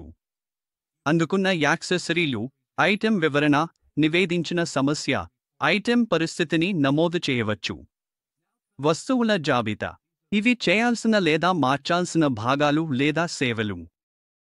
మీరు వాటిని ఇక్కడ నమోదు చేస్తారో దాని ఆధారంగా వస్తువు విలువ, పన్ను, బీమా, ప్యాకింగ్ ఛార్జీలు, మిగతా అన్నీ లెక్కించబడతాయి. జాబ్ కార్డ్కు సంబంధించిన ఎలాంటి హార్డ్ డాక్యుమెంట్ ఉంటే దాన్ని ఇక్కడ అప్లోడ్ చేయవచ్చు. జాబ్ కార్డ్ ఇప్పుడు సృష్టించబడింది. జాబ్ కార్డ్కు వ్యతిరేకంగా మెటీరియల్ ఇష్యూ. జాబ్ కార్డ్ సృష్టించిన తర్వాత మెటీరియల్ ఇష్యూ వద్దకు వెళ్తాము. ఇక్కడే ఆ పని కోసం అవసరమైన స్పేర్ పార్ట్స్ లేదా మెటీరియల్స్ను మీరు పేర్కొంటారు. ఇక్కడ మీరు జాబ్ కార్డ్ నంబర్, ఇష్యూ తేదీ, రిఫరెన్స్ తేదీని ఎంచుకోవాలి. మీరు జాబ్ కార్డ్ ఎంచుకున్నాక అన్ని వివరాలు ఆటోమేటిక్గా నింపబడతాయి. ఉదాహరణకు ఇష్యూ, వస్తువు వివరాలు. తర్వాత మీరు ఆ పనికి అవసరమైన వస్తువును ఎంచుకుని సేవ్ పై క్లిక్ చేస్తారు. అందువల్ల ఈ దశలో మీరు ఆ పని పూర్తి చేయడానికి అవసరమైన మెటీరియల్స్ను ఇష్యూ చేస్తారు. జాబ్ కార్డ్కు వ్యతిరేకంగా మెటీరియల్ రిసీట్. ఇప్పుడు మనం ఒక భాగాన్ని, ఉదాహరణకు 120 GSM కాయిల్ను ఇష్యూ చేశామని అనుకుందాం. కానీ టెక్నీషియన్ దాన్ని వాడలేదు. అలాంటి సందర్భంలో మనం జాబ్ కార్డ్కు వ్యతిరేకంగా మెటీరియల్ రిసీవ్ వద్దకు వెళ్తాము. మళ్ళీ మీరు జాబ్ కార్డ్ను ఎంచుకుంటే దాని వివరాలు కనిపిస్తాయి. మీరు తిరిగి ఇచ్చే వస్తువు మరియు పరిమాణాన్ని ఎంచుకుని సేవ్ పై క్లిక్ చేస్తారు. ఈ విధంగా వాడని మెటీరియల్స్ మళ్ళీ మీ ఇన్వెంటరీలోకి వస్తాయి. జాబ్ కార్డ్కు వ్యతిరేకంగా ఇన్వాయిస్ పని పూర్తయిన తర్వాత మరియు వాడిన భాగాలు ఫైనల్ అయిన తర్వాత మనం జాబ్ కార్డ్కు వ్యతిరేకంగా ఇన్వాయిస్ వద్దకు వెళ్తాము. ఇక్కడ మనం తుది ఇన్వాయిస్ను రూపొందిస్తాము. ముందుగా ఇది జీఎస్టీ ఇన్వాయిస్నా, ట్యాక్స్, క్యాష్ లేదా క్రెడిట్పై ఉందా అనేది మీరు ఎంచుకోవాలి. తర్వాత మీరు బ్రాంచ్, జాబ్ కార్డ్ నంబర్ను ఎంచుకుంటారు. జాబ్ కార్డ్ ఎంచుకున్నాక కస్టమర్, వస్తువులు, సేల్స్మాన్, ధర, కేటగిరీ వంటి సంబంధిత వివరాలు ఆటోమేటిక్గా కనిపిస్తాయి. మీరు హెచ్ఎస్ఎన్ కోడ్, ట్యాక్స్ను ధృవీకరించవచ్చు. అన్నీ బాగున్నాయనిపిస్తే సేవ్ చేయండి. అంతే. ఆ ఇన్వాయిస్ ఇప్పుడు ఆ ప్రత్యేకమైన సర్వీస్ జాబ్ కార్డ్కు వ్యతిరేకంగా రూపొందించబడింది. సరే, ఆ తర్వాత మనం జాబ్ కార్డ్ను క్లోజ్ చేసే ఆప్షన్కి వస్తాము. ఇక్కడ ఇది నిజంగా చాలా సింపుల్. మనకు బ్రాంచ్, క్విక్ పీరియడ్ ఎంచుకుని క్లోజర్ డేట్ సెట్ చేయాలి. అంటే ఏ తేదీ నుంచి ఏ తేదీ వరకు క్లోజ్ చేస్తున్నామో నిర్ణయించాలి. అది చేసిన తర్వాత ఆ పీరియడ్కు సంబంధించిన జాబ్ కార్డులు స్క్రీన్పై కనిపిస్తాయి. అక్కడి నుంచి క్లోజ్ చేయాలనుకున్న జాబ్ కార్డ్ను ఎంచుకుని సేవ్ చేస్తే ఆ జాబ్ కార్డ్ క్లోజ్ అవుతుంది. అందుకే అలైన్ బుక్స్లో జాబ్ కార్డ్ను క్లోజ్ చేయడం ఎంత ఈజీగా చూశాం. ఇప్పుడు ముందుకు సాగుదాం. ఇన్వెంటరీ మాడ్యూల్లో మనం ఇప్పటికే చాలా భాగాన్ని కవర్ చేశాం. Inventory configuration, item master, pick and pack, sub item, stock adjustment, material issue, material receipt, physical stock reconciliation, inter branch transfers, job work outward, job work inward, అలాగే సర్వీస్ జాబ్ కార్డ్, ఇవన్నీ మనం చూసేశాం. ఇప్పుడు reports మాట్లాడుకుందాం. నిజంగా చెప్పాలంటే align బుక్స్లో చాలా reports ఉన్నాయి. ఇవి వ్యాపార నిర్వహణను చాలా సులభతరం చేస్తాయి. ఈ రిపోర్ట్స్ అన్ని రకాల అవసరాలను తీర్చేలా రూపొందించబడ్డాయి. ఇప్పుడు నేను మీకు ఇన్వెంటరీ మాడ్యూల్లో అందుబాటులో ఉన్న కొన్ని ముఖ్యమైన రిపోర్ట్స్ను చూపిస్తాను. మనం రిపోర్ట్స్కి వెళ్ళి ఆ తర్వాత ఆల్ రిపోర్ట్స్పై క్లిక్ చేయాలి. ఇక్కడ మీరు ఇన్వెంటరీ రిపోర్ట్స్కి ప్రత్యేకంగా ఒక సెక్షన్ చూస్తారు. మోర్ రిపోర్ట్స్కి వెళ్ళండి. దాని కింద ఇన్వెంటరీకి సంబంధించిన అన్ని విషయాలు మీకు కనిపిస్తాయి. ఇప్పుడు మనం మొదటగా చూడబోయేది ప్రాథమిక స్టాక్ రిపోర్ట్. ఇందులో item master, sub item master మరియు బండిల్ వివరాలతో కూడిన ఐటెమ్ మాస్టర్ వంటి వ్యూస్ ఉంటాయి. అంటే ఐటెమ్ మాస్టర్లో మీరు ఆ ఐటెమ్ సృష్టించినప్పుడు నింపిన అన్ని వివరాలు, ఐటెమ్ పేరు, కోడ్, గ్రూప్, కేటగిరీ, ఇంకా ఇతర వివరాలన్నీ చూడవచ్చు. ఇదే విధంగా సబ్ ఐటెమ్ మాస్టర్ మరియు బండిల్ వివరాలకు కూడా వర్తిస్తుంది. తర్వాత మనం స్టాక్ లెజర్కి వస్తాము.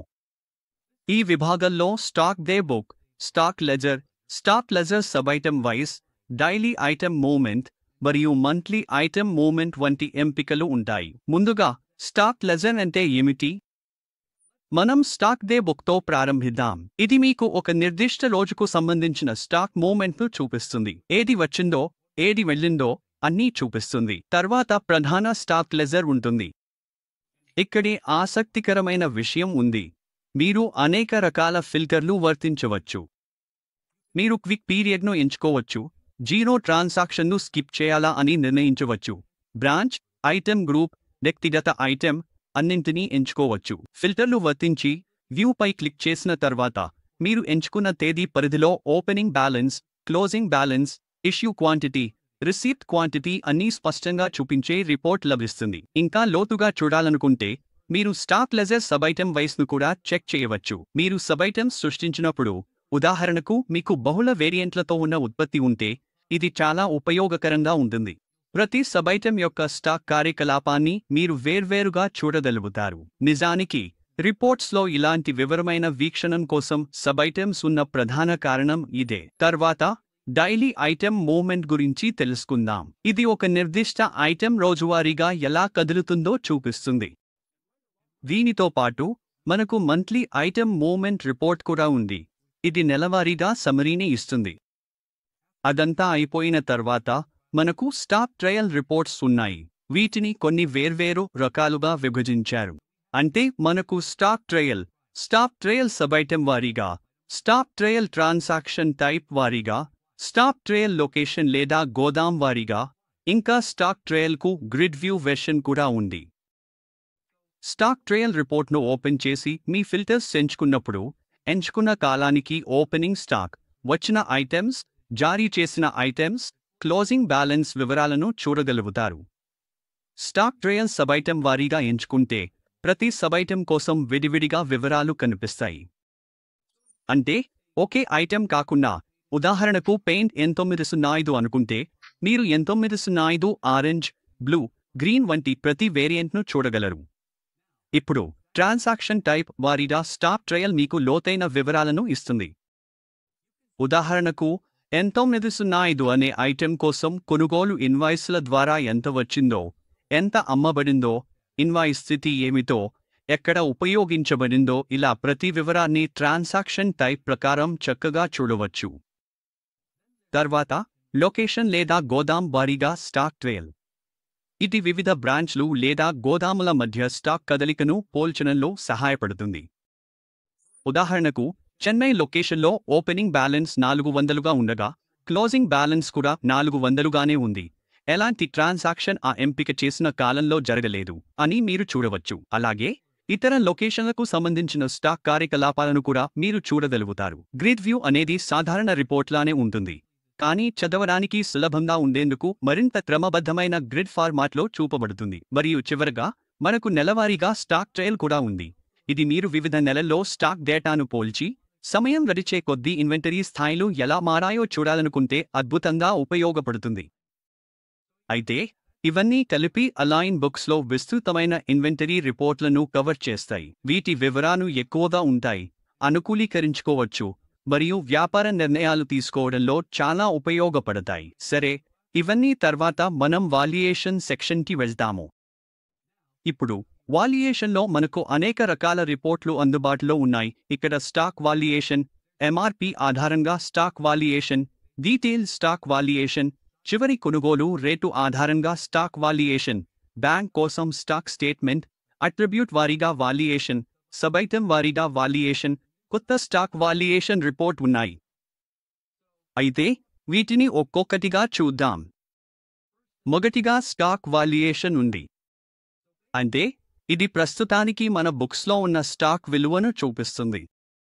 మీ వద్ద ఎంత స్టాక్ ఉందో, ఆ స్టాక్ మొత్తం విలువ ఎంతవుతుందో రేటు మరియు పరిమాణం ఆధారంగా మీరు చూడవచ్చు. ఇది మీ ఇన్వెంటరీ విలువ ఎంత ఉందో త్వరగా తెలుసుకునేందుకు సహాయపడే స్నాప్షాట్. తర్వాత ఎంఆర్పి ఆధారంగా స్టాక్ వాల్యుయేషన్ వస్తుంది. ఇది చాలా సింపుల్గా ఉంటుంది. మీరు కొనుగోలు ధర లేదా ఖర్చు ధర ఆధారంగా కాకుండా ఎంఆర్పి ప్రకారం స్టాక్ విలువను ఇక్కడ చూస్తారు. కాబట్టి మీరు రిటైల్ విలువలను ట్రాక్ చేస్తుంటే ఈ రిపోర్ట్ అందుకు ఉపయోగపడుతుంది. తర్వాత స్టాక్ వాల్యుయేషన్ డీటెయిల్ ఉంది. ఈ రిపోర్ట్లో మీరు ఐటెం కోడ్, బ్యాలెన్స్, అది ఏ వౌచర్కు సంబంధించినదో వంటి వివరమైన బ్రేక్ డౌన్లను చూస్తారు.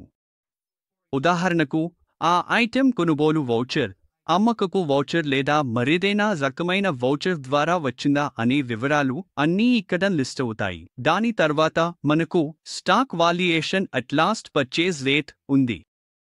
మీరు చివరిసారిగా ఆ ఐటెం కొనుగోలు చేసిన రేటు ఆధారంగా స్టాక్ విలువను చూడాలనుకుంటే ఈ రిపోర్ట్ను చూడాలి. ఇక్కడ మీరు బ్రాంచ్ పేరు, item code, opening balance, closing balance, సంబంధిత ఇన్వాయిస్ డేటా వంటి వివరాలు అన్నీ స్పష్టంగా కనిపిస్తాయి. తర్వాత మనకు స్టాక్ స్టేట్మెంట్ ఫర్ బ్యాంక్ అనే ఒక రకం ఉంది. ఉదాహరణకు మీ బ్యాంక్ మీ నుండి స్టాక్ స్టేట్మెంట్ కోరితే మీరు ఈ రిపోర్ట్ను సులభంగా ప్రీవ్యూ చేసి బ్యాంక్కు షేర్ చేయవచ్చు. ఇందులో opening stock, closing stock, valuation తదితర అవసరమైన అన్ని వివరాలు చక్కగా ఉంటాయి. ఇప్పుడు మనం స్టాక్ వాల్యుయేషన్ అట్రిబ్యూట్ వైస్కి వెళ్దాం.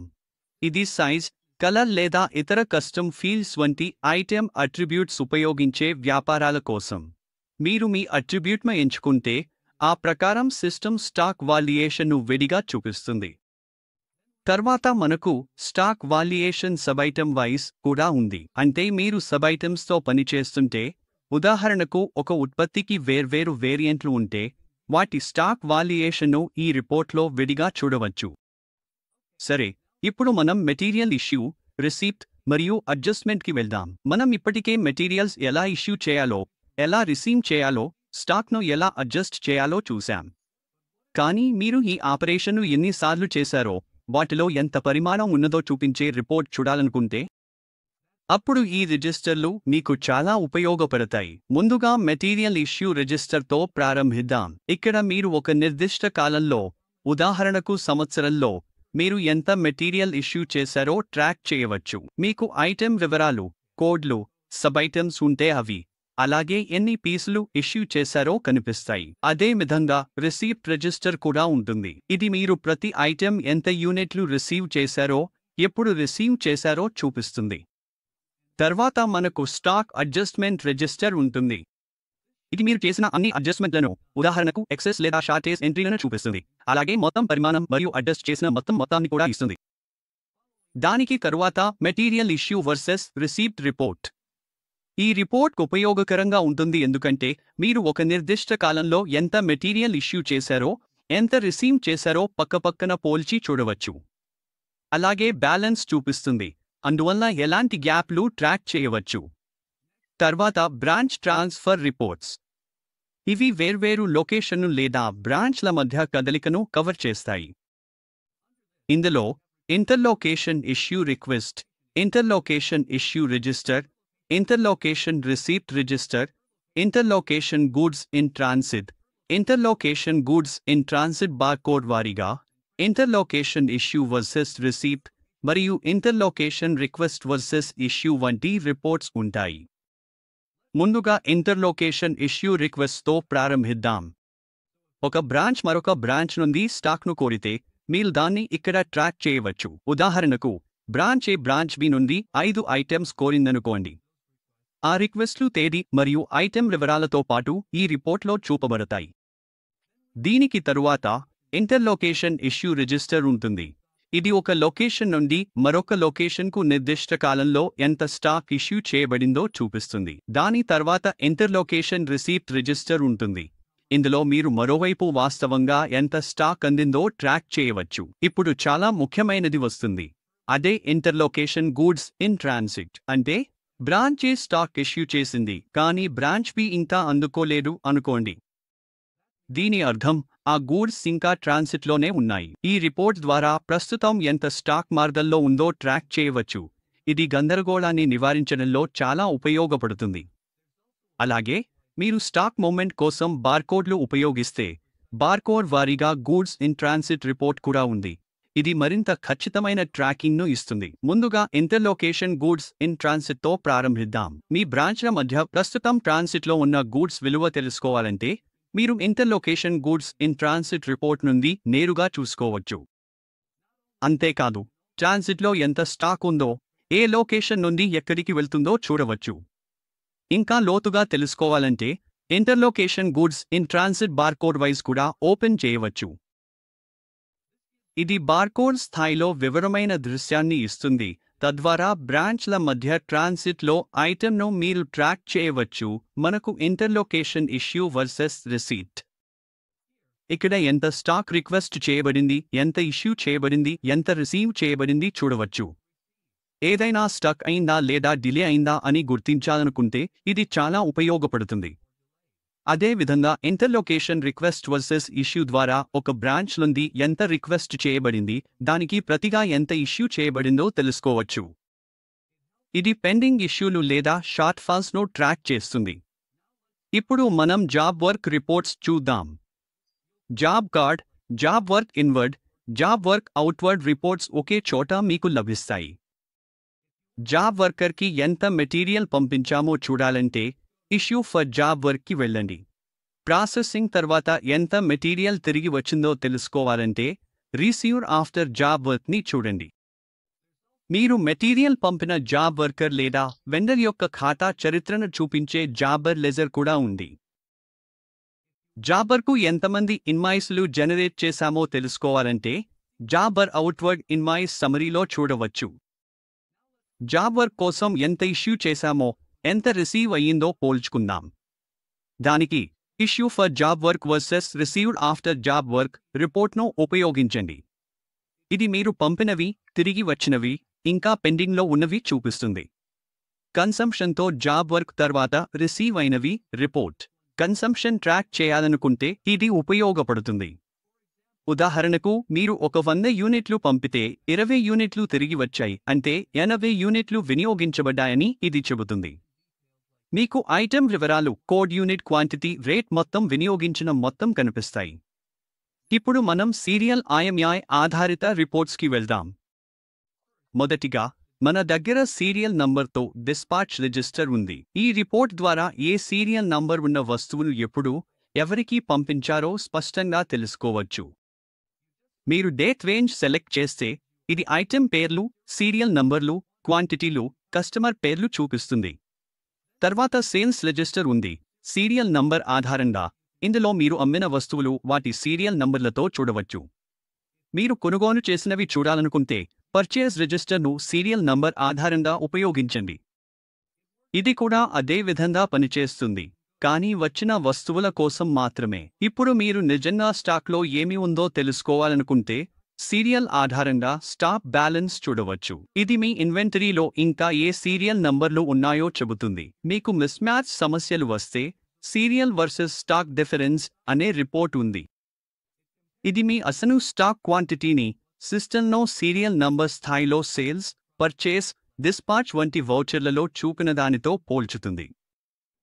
తర్వాత సీరియల్ స్టాక్ ట్రాకింగ్ ఉంది. ఇది ఆడిట్ ట్రైల్ లాంటిది. ప్రతి సీరియల్ నంబర్ కొనుగోలు నుండి అమ్మకం లేదా ట్రాన్స్ఫర్ వరకు ఎక్కడికి వెళ్ళిందో మీరు ట్రేస్ చేయడానికి ఇది సహాయపడుతుంది. మరియు చివరిగా సీరియల్ ఇన్వర్డ్ వర్సెస్ అవుట్వర్డ్ ఉంది. ప్రతి సీరియల్ నంబర్కు మీరు ఎంత యూనిట్లు స్వీకరించారో, ఎంత యూనిట్లు జారీ చేశారో సులభంగా విడమరిచి చూపిస్తుంది. తర్వాత అట్రిబ్యూట్ బార్కోడ్ రిపోర్ట్స్ గురించి మాట్లాడుకుందాం. ఇక్కడ మీరు అట్రిబ్యూట్స్ మరియు బార్కోడ్స్ ఉపయోగించి మీరు సృష్టించిన ప్రతిదానికి వివరమైన రిపోర్ట్స్ చూడవచ్చు. మీ వద్ద attribute barcode sales register, purchase register, అలాగే అట్రిబ్యూట్ మ్యాట్రిక్స్ వ్యూస్తో కూడిన సేల్స్ మరియు పర్చేజ్ రిజిస్టర్లు ఉన్నాయి. అలాగే stock trail attribute wise barcode register కూడా ఉంది. ఇంకా ఇలాంటి అనేక రిపోర్ట్స్ ఉన్నాయి. ఉదాహరణకు వైస్ స్టాక్ బ్యాలెన్స్ రిపోర్ట్లో మీరు MRP మరియు లొకేషన్ ఆధారంగా స్టాక్ను చెక్ చేయవచ్చు. ఉదాహరణకి చెన్నైలో మీ వద్ద protein mix, fruit mix flavour ఉంది. దీని MRP 520, సేల్స్ రేట్ కూడా 520, మరియు మీరు స్టాక్లో 6 యూనిట్లు మిగిలి ఉన్నాయి. ఈ విధంగా మీ స్టాక్ విలువ మరియు పరిమాణాన్ని సులభంగా ట్రాక్ చేయవచ్చు. మీరు stock ageing attribute wise, stock trial attribute wise warehouse calendar reports చూడవచ్చు. ఉదాహరణకు మీరు ప్రొడక్ట్ ప్రోటీన్ X కోసం కలర్ వంటి అట్రిబ్యూట్స్ ట్రాక్ చేస్తే ఓపెనింగ్ బ్యాలెన్స్, రిసీవ్డ్, ఇష్యూ చేసిన, క్లోజింగ్ బ్యాలెన్స్ అన్నీ లొకేషన్ అట్రిబ్యూట్ ఆధారంగా చూడవచ్చు. ఇప్పుడు ఫార్మా బ్యాచ్ రిపోర్ట్స్ వెళ్దాం. నివేదికలు. ఈ నివేదికలు ఫార్మా వ్యాపారాలకు చాలా అవసరం, ఎందుకంటే ఇవి బ్యాచ్ వారీగా వివరాలను, వాటి గడువు తేదీలు మరియు తయారీ తేదీలతో సహా అందిస్తాయి. ముందుగా మనకు బ్యాచ్ స్టాక్ ట్రాకింగ్ ఉంది. ఇక్కడ మీరు ప్రతి వస్తువును దాని బ్యాచ్ నంబర్, తయారీ తేదీ, గడువు తేదీ మరియు అమ్మకపు రేటుతో సహా ఒకే నివేదికలో చూడవచ్చు. తర్వాత batch detail wise stock balance ఉంది. ఇది బ్యాచ్కు సంబంధించిన స్టాక్ సమాచారాన్ని చూపుతుంది. ఉదాహరణకు మీరు పారాసిటమాల్ యొక్క బ్యాచ్ నంబర్, తయారీ మరియు గడువు తేదీలు, కొనుగోలు పరిమాణం, అమ్మకపు రేటు మరియు మిగిలిన స్టాక్ను చూడవచ్చు. తర్వాత batch number wise stock balance ఉంది. ఈ నివేదికలో కేవలం బ్యాచ్ నంబర్ మరియు పరిమాణాన్ని మాత్రమే చూపిస్తారు. తయారీ లేదా గడువు తేదీలను చూపించరు, కానీ ఎఫెక్టివ్ రేటును మాత్రం చూపిస్తారు. మీరు బ్యాచ్ ఎక్స్పైరీ రిజిస్టర్ను కూడా ఉపయోగించవచ్చు. ఇది ఎక్స్పైరీ తేదీలు మరియు బ్యాచ్ వివరాలను ట్రాక్ చేయడంలో సహాయపడుతుంది. తద్వారా ఎప్పుడూ గడువు ముగిసే ఉత్పత్తిని మిస్ అవ్వరు. లాభదాయకత వివరాల కోసం H1 drug sales register batch wise ప్రాఫిటబిలిటీని చూడండి. ఇది మీరు ప్రతి బ్యాచ్పై ఎంత లాభం పొందారో చూపిస్తుంది. ఉదాహరణకు మీరు ఒక బ్యాచ్ ₹200 కొని ₹300 అమ్మితే ఈ నివేదిక ఆ బ్యాచ్ లాభాన్ని లెక్కిస్తుంది. ఉదాహరణకు ఆ బ్యాచ్ ₹648 లాభంగా చూపిస్తుంది. ఈ నివేదికల ద్వారా మీరు ఫార్మా స్టాక్ వివరాలను కూడా నిర్వహించవచ్చు. ఉదాహరణకు ఓపెనింగ్ మరియు క్లోజింగ్ స్టాక్ బ్యాలెన్స్. చివరగా మేము మరికొన్ని ఉపయోగకరమైన రిజిస్టర్లు కూడా కలిగి ఉన్నాము. ఉదాహరణకు imitation jewellery rental booking register మరియు మార్షల్ రిక్వెస్ట్ ప్లానింగ్. ఈ రిజిస్టర్లు మరియు నివేదికలు మీ వ్యాపార నిర్వహణను చాలా సులభతరం చేస్తాయి, ఎందుకంటే మీరు ఏ నివేదికలు చూడాలో, ఏ వివరాలు పరిశీలించాలో స్పష్టంగా తెలుసుకుంటే, మీరు మీ ఇన్వెంటరీని సమర్థవంతంగా ఒకే చోట నుండి నిర్వహించగలుగుతారు. అలైన్ బుక్స్ ఉపయోగించి మీ ఇన్వెంటరీని ఎలా నిర్వహించాలో అర్థం చేసుకోవడంలో ఈ వీడియో మీకు ఉపయోగపడిందని ఆశిస్తున్నాను. ధన్యవాదాలు.